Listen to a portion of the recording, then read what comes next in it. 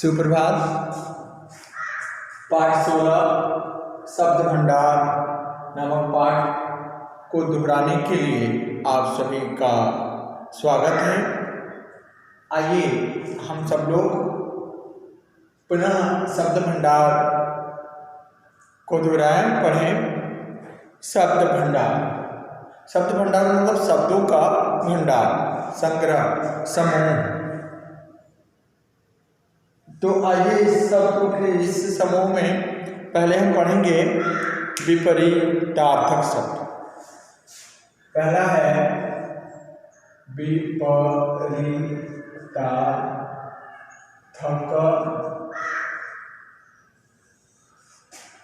शब्द।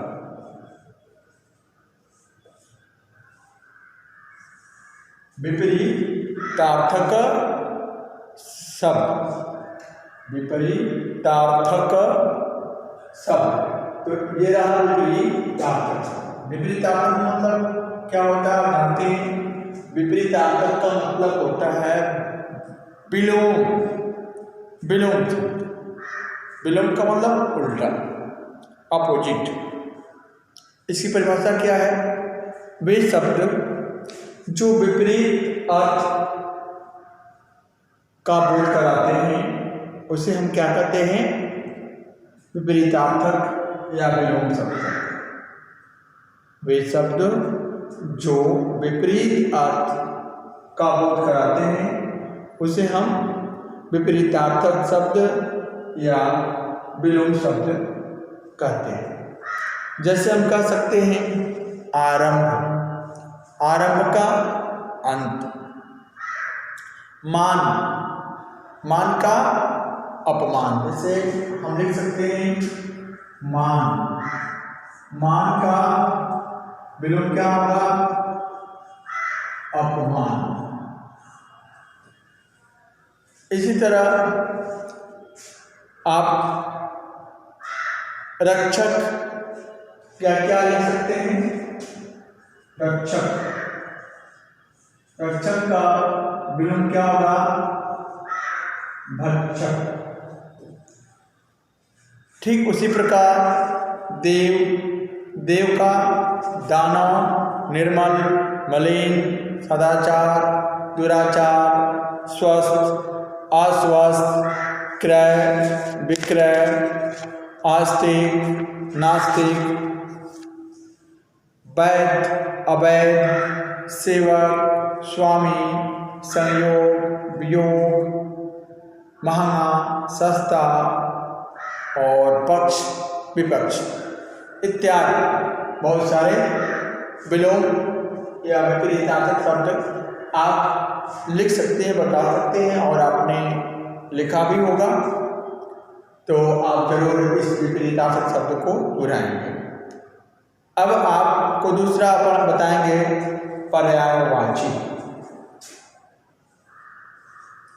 पर्यायवाची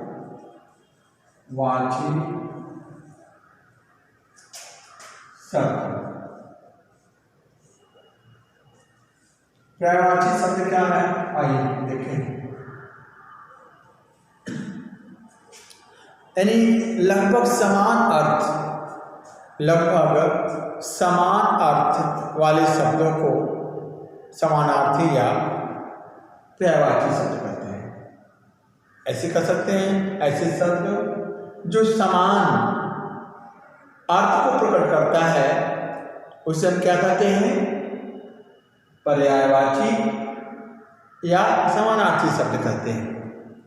जैसे हम कह सकते हैं अमीर। अमीर का क्या होगा? अमीर, ये हमारा पर्यायवाची शब्द है। तो इस अमीर का क्या होगा? धनवान। उसके बाद संपन्न, क्या होगा? धनवान का, अमीर का धनवान, उसके बाद संपन्न, उसके बाद धनी। क्या होगा? धनी। धनवान, संपन्न, धनी। ये अमीर इस शब्द का आप प्रवाची आपने देखा। इससे पत्थर, पत्थर का क्या होगा? पाषाण। क्या होगा पत्थर का? पाषाण। उसके बाद पाषाण हो गया। उसके बाद क्या लिख सकते हैं? पाषाण। उसके बाद प्रस्तर, पाहन। प्रस्तर, प्रस्तर, उसके बाद पाहन। पत्थर का क्या हुआ? पाषाण, प्रस्तर, उसके बाद पाहन। ये रहा आपका पर्यायवाची शब्द। इसके अतिरिक्त बहुत सारे पर्यायवाची शब्द हैं जिसको आप खुद पढ़ेंगे, जैसे बादल, मेघ, जलधर, मेघ, जलधर, नीरद, तोयल इत्यादि। यात्री, राही, बटोही, पथिक, मुसाफिर, राहगीर। सुबह, सवेरा, प्रातःकाल, भोर, बिहान। रास्ता, डगर, मार्ग, राह, पथ इत्यादि। संसार, विश्व, जगत, दुनिया, लोक। उसके बाद गंगा, सुरसरी, देवसरी, भागीरथी, जाह्नवी इत्यादि। घोड़ा, अश्व, घोड़ा, घोटक, तुरंग। अमृत, सुधा, सोम, अमीय, पीयूष। दोस्त, मित्र, सखा, यार, मित इत्यादि। तो ये सब क्या है? आपके ये पर्यायवाची शब्द हैं जिसको मैंने आप सभी को बताया। अब इसके अतिरिक्त भी आपके बुक में बहुत सारे पर्यायवाची शब्द हैं जिसको आप अध्ययन करेंगे, पढ़ेंगे, तो आपको और अच्छा से जानकारी प्राप्त होगी। अब आपको हम बताएंगे अनेकार्थी शब्द, अनेकार्थक शब्द।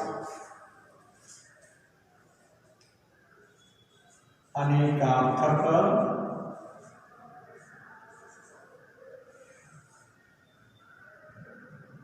अनेकार्थक शब्द। ये अनेकार्थक शब्द क्या होता है? आइए हम देखते हैं। अनेकार्थक शब्द ये क्या होता है? कुछ शब्द ऐसे होते हैं, कुछ शब्द ऐसे होते हैं जो प्रयोग के अनुसार अलग अलग परिस्थितियों में अलग अलग अर्थ होते हैं, उन्हें हम अनेकार्थी शब्द कहते हैं। जैसे आप देखेंगे खत, गुरु, जैसे गुरु का ही देखिए, गुरु, गुरु, ये गुरु क्या हुआ? गुरु को हम किस किस नाम से जानेंगे? देखिए अध्यापक, अध्यापक, उसके बाद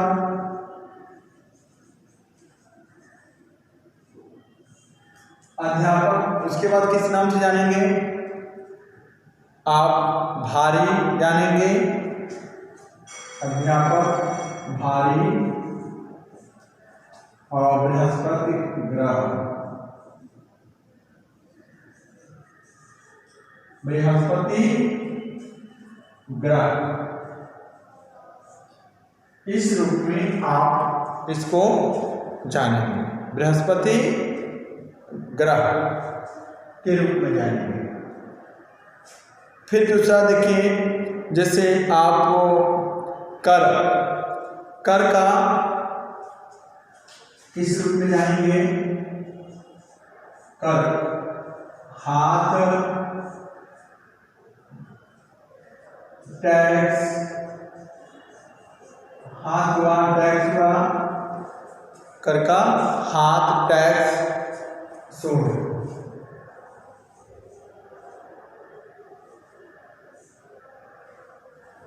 ये आपने लिखा कर का हाथ, टैक्स और सूंड। इसी प्रकार अवस्था का आप लिखेंगे दशा, उम्र, स्थिति।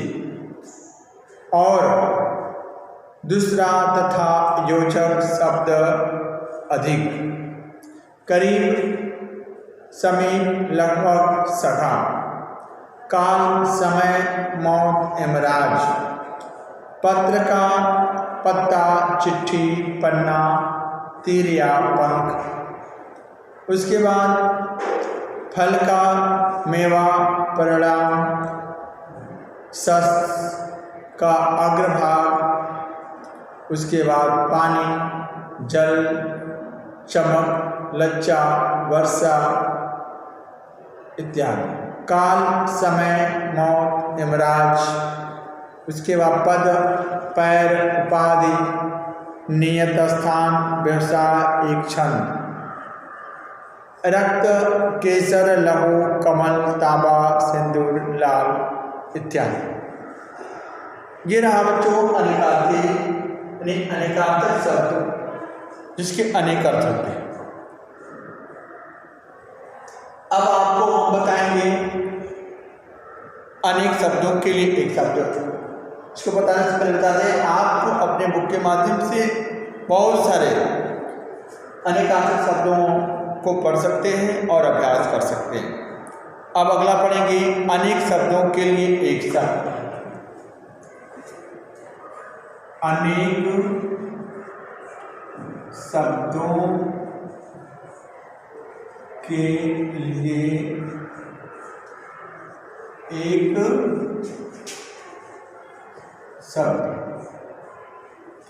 यह आप देखेंगे अनेक शब्दों के लिए एक शब्द क्या है, इसके विषय में देखिए। यानी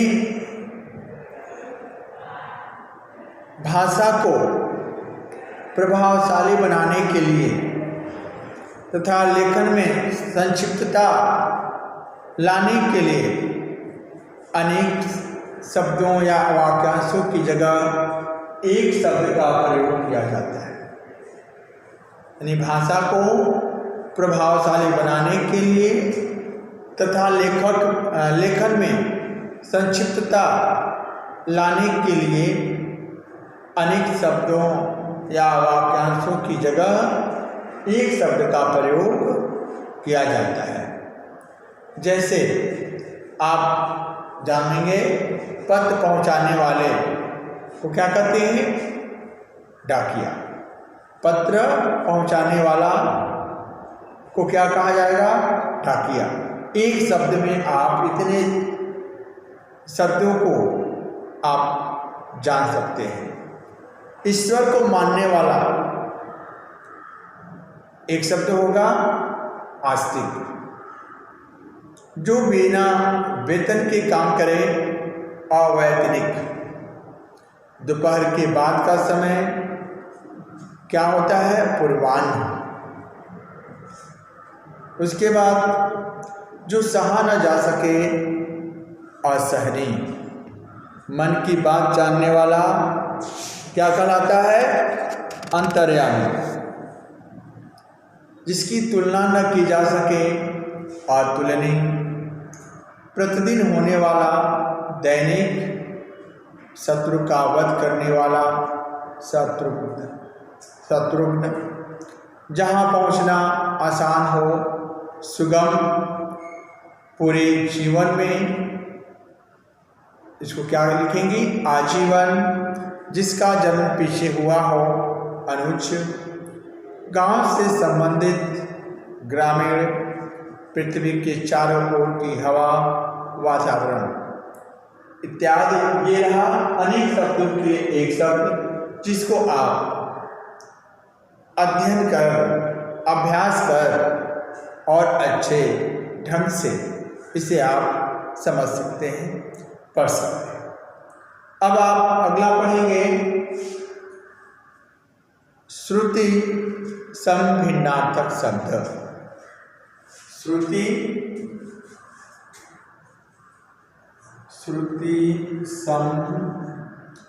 समभिन्नार्थक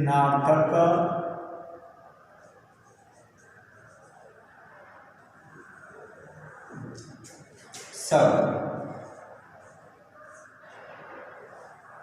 श्रुति समभिन्नार्थक शब्द। आइए इसको जानें, श्रुति समभिन्नार्थक शब्द क्या होता है। कुछ शब्द ऐसे होते हैं जो सुनने में एक जैसा होते हैं। कुछ शब्द ऐसे होते हैं जो सुनने में एक जैसे लगते हैं, किंतु अर्थ व प्रयोग की दृष्टि से इन शब्दों में विभिन्नता होती है, इसलिए इन शब्दों को श्रुति समभिन्नार्थक होता है। सुनने में एक जैसे होते हैं लेकिन प्रयोग की दृष्टि से इन शब्दों में भिन्नता होती है, इसलिए इसे हम क्या करते हैं, श्रुति समभिन्नार्थक शब्द करते हैं। जैसे हम कह सकते हैं ग्रह गृह, ग्रह गृह, ग्रह और गृह। आप जानेंगे ग्रह, ग्रह क्या होता है आप जान रहे हैं, एक प्रकार का नक्षत्र है। और गृह, गृह मीन्स क्या होता है, घर। यहाँ लिख सकते हैं नक्षत्र है और गृह का अर्थ घर से होगा। दोनों के अर्थ में अंतर है, आपको मैंने यहाँ बताया। ग्रह एक नक्षत्र और गृह जिसका नाम हम घर के रूप में जानते हैं। उसी प्रकार आप देखेंगे कुल, कुल, कुल और कुल, कुल और कुल, दोनों का उच्चारण एक जैसा, थोड़ा सा भिन्नता है। कुल, कुल, कुल और कुल। तो आप देखिए कुल, कुल, कुल मीन्स होता है वंश जिसपे छोटाई की मात्रा लगा है, और एक कुल होता है किनारा, यानी कुल, कुल। फिर देखिए कुल का क्या होगा, कुल वंश, ये वंश होगा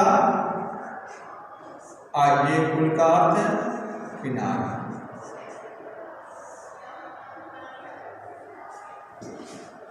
जिस पर बड़ाव की मात्रा है, कपर बड़ाव की मात्रा है, उस कुल पर क्या है, उसका अर्थ क्या है, किनारा है। और जिस पर छोटा की मात्रा है, कुल वंश, क्या कहते हैं, कुल का वंश। इसे हम संपूर्ण के नाम से जानते हैं, संपूर्ण। कुल को हम और किस रूप में यहाँ पर जानेंगे, वंश और संपूर्ण, संपूर्ण। इस पर ध्यान रखिएगा, जिस पर छोटाई की मात्रा है, इस कुल पर हम क्या पढ़ेंगे, वंश पढ़ेंगे और संपूर्ण पढ़ेंगे, ठीक है। और जिस पर बड़ाव की मात्रा है, उस कुल का आशय हम किनारा से लगाएंगे। इसके अतिरिक्त और भी है, जैसे आप देखेंगे अन्न और अन्य। अन्न मतलब अनाज होता है, अन्य मतलब दूसरा होता है। उसके बाद नम्र, नर्म। नम्र मीन्स क्या होता है, विनीत, और नर्म मीन्स होता है कोमल या मुलायम। पथ, पथ्य, पथ मीन्स होता है रास्ता, रास्ता, और पथ मीन्स होता है परहेज, जिसे रोगी का भोजन भी कहते हैं। कुमार और कुम्हार, कुमार मीन्स होता है बच्चा, और कुम्हार मीन्स होता है मिट्टी के बर्तन बनाने वाला। तो ये रहा श्रुति समभिन्नार्थक शब्द, जिसको मैं आपको बताया। अब आप पढ़ेंगे शब्द युग्म। शब्द युग्म। शब्द युग्म में क्या है आप देखिए। शब्द युग्म मतलब होता है शब्दों का जोड़ा। वे शब्द जो किसी अन्य शब्दों के साथ जुड़कर वाक्य में युग्म के रूप में, जोड़े के रूप में प्रयुक्त होते हों, उन्हें हम युग्मवाचक शब्द कहते हैं तथा इनके युग्म को शब्द युग्म कहते हैं। तो शब्द युग्म बच्चों बता दें मुख्यतः 5 प्रकार से होते हैं। मुख्य रूप से 5 प्रकार के होते हैं। पहला है विपरीत अर्थ वाले शब्द में, जो विपरीत अर्थ को प्रकट करता है उसे हम विपरीत अर्थ वाले शब्द युग्म कहते हैं। जैसे आना जाना, देश विदेश। जैसे आना, उसके बाद जाना, देश विदेश, आदान प्रदान, हार जीत। ये देखा आपने, ये विपरीत अर्थ को बता रहे हैं। उसके बाद दूसरा मिलते जुलते अर्थ वाले शब्द, ऐसे शब्द जो मिलते जुलते हों ऐसे शब्द युग्म। जैसे रिश्ते नाते, उलट पलट, माता पिता, आस पास, घर आंगन इत्यादि। उसके बाद अगला है पूर्वोक्त शब्द, साथ साथ, खेलते खेलते, यानी एक जैसे शब्द, साथ साथ, खेलते खेलते, चलते चलते, खुशी खुशी, किनारे किनारे इत्यादि। अगला है सार्थक और निरर्थक शब्दों वाले शब्द में। इससे ठीक ठाक, गलत सलत, नाश्ता वास्ता, आमने सामने, खाना वाना इत्यादि। उसके बाद अगला है निरर्थक शब्दों वाले शब्द युग्म। निरर्थक शब्दों वाले शब्द युग्म क्या होता है? जो अर्थ नहीं सही बताते। जैसे अनाप शनाप, दनाधन, उबड़ खाबड़, इस शब्दों का कोई अर्थ नहीं होता, इसलिए इसे हम निरर्थक शब्द कहते हैं। तो ये रहा बच्चों, आपको मैंने शब्द युग्म बताया जो 5 प्रकार के थे। अब हम आपको बताएंगे शब्दों के सही रूप। शब्दों के सही रूप।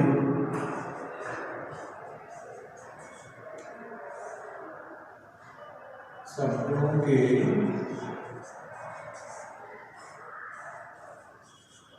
सही रूप। आइए इसको देखें, शब्दों के सही रूप क्या है। अशुद्ध भाषा बोलने लिखने से अर्थ का अनर्थ हो जाता है। अतः शब्दों को सही रूप जानना आवश्यक है।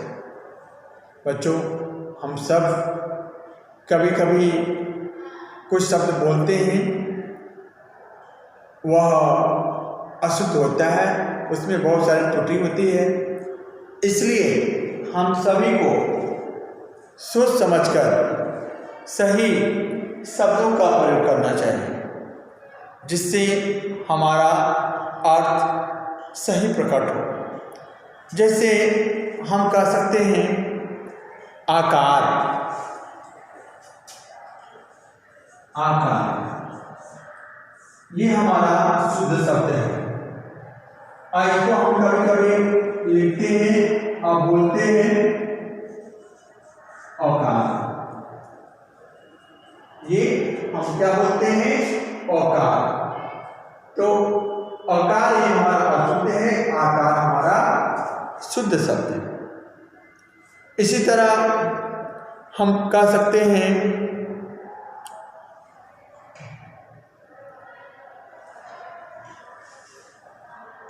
कारण, कारण, कारण, ये हमारा अशुद्ध शब्द है। ये हमारा क्या है? अशुद्ध है।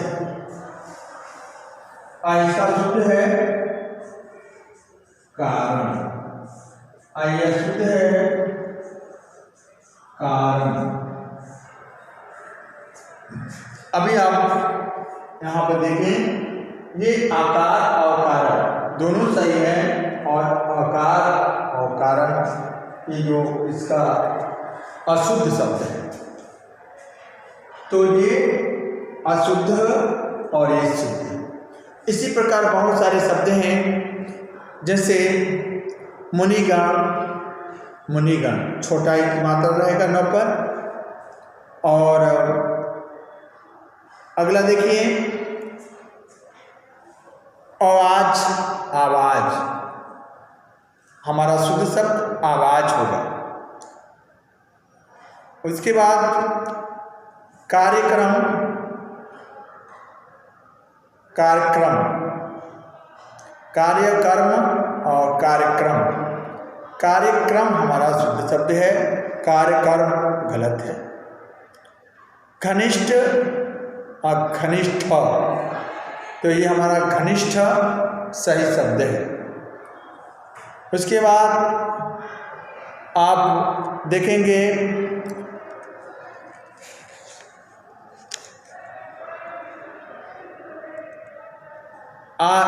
आंसू, आंसू और आंसू, यानी जिस पर बड़ा ओ की मात्रा है वो हमारा सही होगा।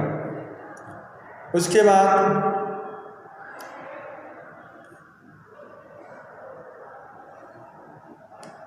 उल्लंघन, उल्लंघन, यानी जिस पर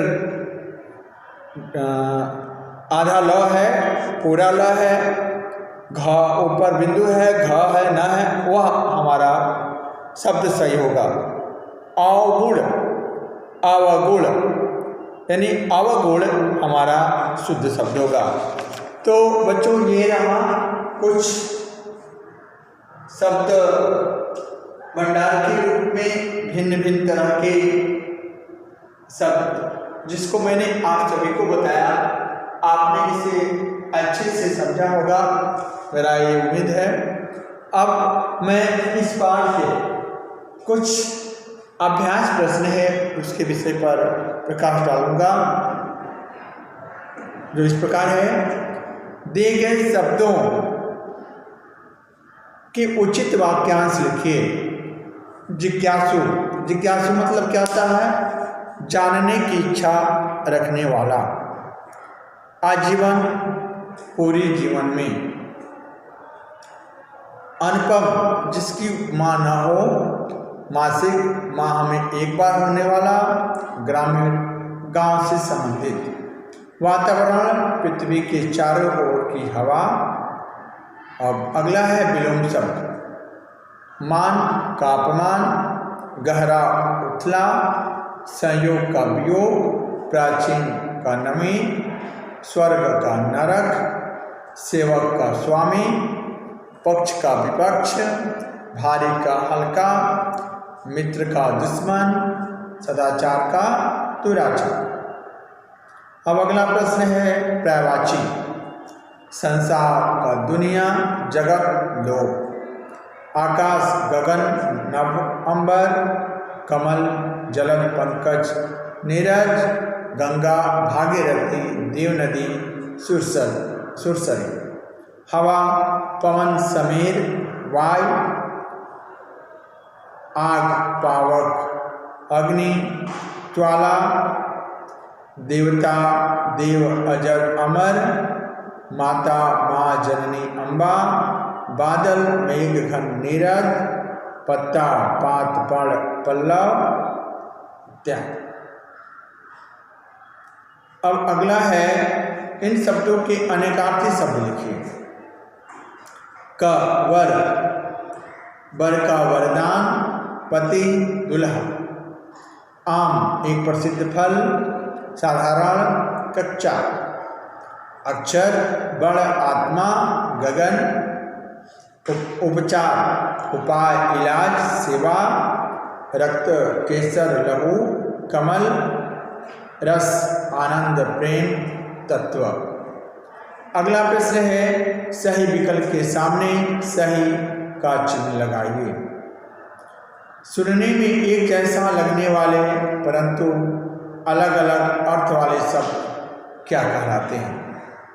तो तीसरा विकल्प सही होगा, श्रुति समभिन्नार्थक शब्द।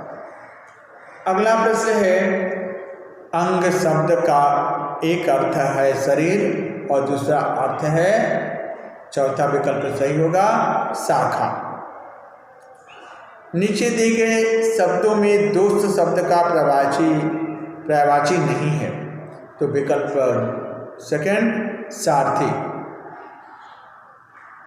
घ, जो बहुत कम जानता हो वाक्यांश के लिए एक शब्द है। तीसरा, अल्पज्ञ।